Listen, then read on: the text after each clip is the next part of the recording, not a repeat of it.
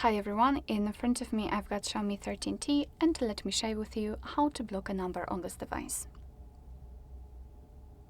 So I'd like to show you two different ways of blocking the number. The first way is to block a number which is currently saved on your contacts, and the second way is to block a number which you do not have saved and you can enter it manually.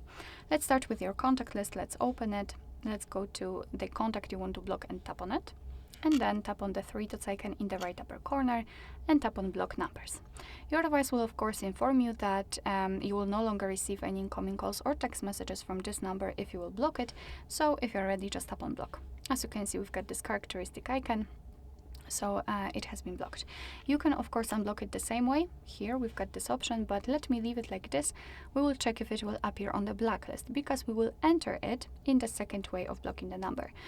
So here we have to find the settings, and it does not really matter whether you will be on the contacts, recents or the favorites. Just tap on the three dots icon in the right upper corner and tap on the settings. Here we have to tap on blocked numbers. And as you can see, this is our blacklist, and this is the number we just blocked from our contacts. So the previous way also works.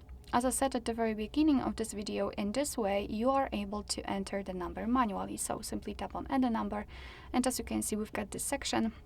So we can enter it, or you can paste it if you've got it copied, and then tap on block. It will immediately appear on the blacklist also.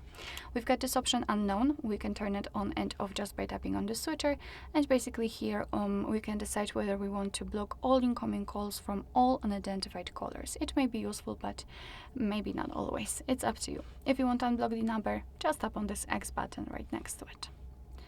Alright, so that will be all. Thank you so much for watching. I hope that this video was helpful, and if it was, please hit the subscribe button and leave the thumbs up.